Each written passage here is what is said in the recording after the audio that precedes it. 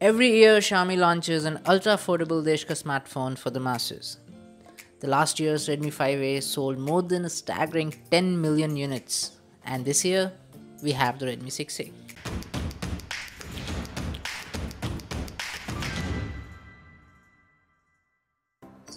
As one would expect, the Redmi 6A is a phone meant for basic users.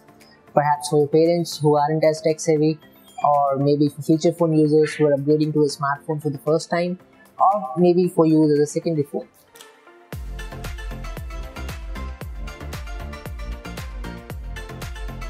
Is the Redmi 6A better than the Redmi 5A that it succeeds?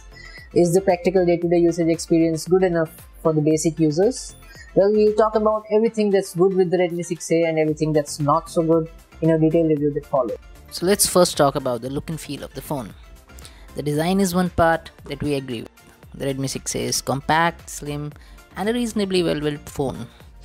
The speaker placement on the back and the 3-tier back panel are a few gripes that we have, but it would be unfair to complain at this price point since the Redmi 6A doesn't look cheap at all, which isn't something we could say for most affordable phones currently available under 6,000.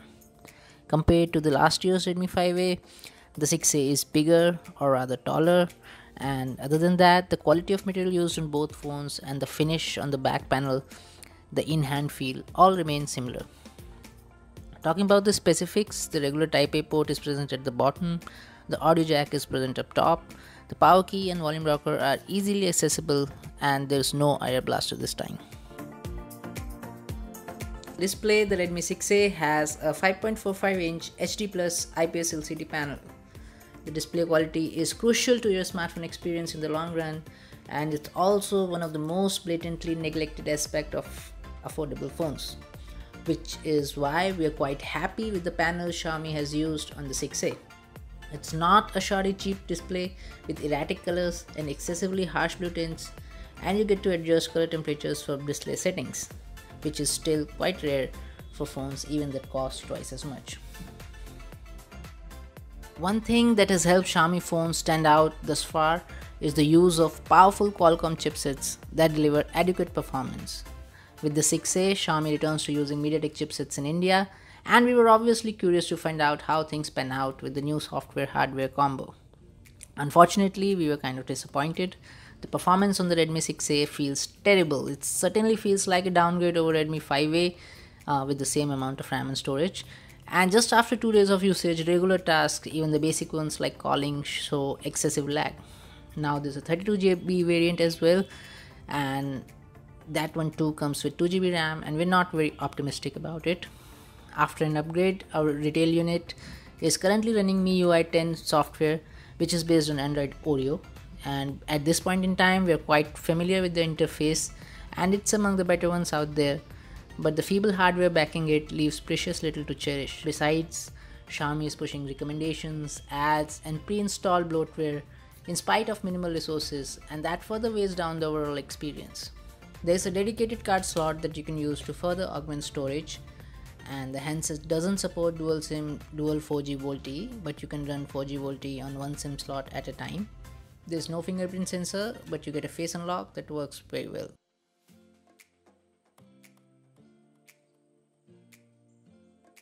Moving on to cameras, the 6A has a 13 megapixel primary rear sensor with EIS and PDAF and a 5 megapixel front camera for shooting selfies. The camera performance still turned out better than what we had anticipated, and the camera quality has noticeably improved over Redmi 5A.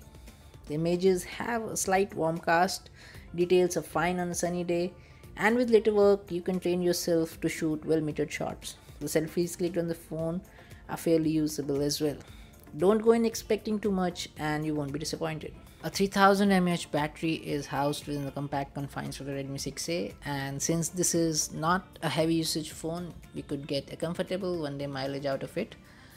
Fast charging is not supported though, and charging the phone takes a long time. The audio output via headphones and via loudspeaker is strictly average. In India, there is a huge demand for ultra affordable phones, and the Redmi 6A is one of the first few options that come to mind. But this certainly isn't a phone that we can recommend. The 6A has a great design, a commendable display, runs the latest MIUI 10 software, and also offers decent battery mileage. But all these positives are overshadowed by its annoying day-to-day usage performance. I guess now is the time when manufacturers stop making 16GB storage phones altogether, not unless there is resource efficient Android Go software to go along. Either ways, the performance on the 2GB RAM 16GB storage model is poor, and that makes using the phone very inconvenient. In fact, we have had better experience with the base Redmi 5A model that launched last year. If you're looking for an integrated Xiaomi phone, we'd recommend that you pass this one and go for the Redmi 6 instead.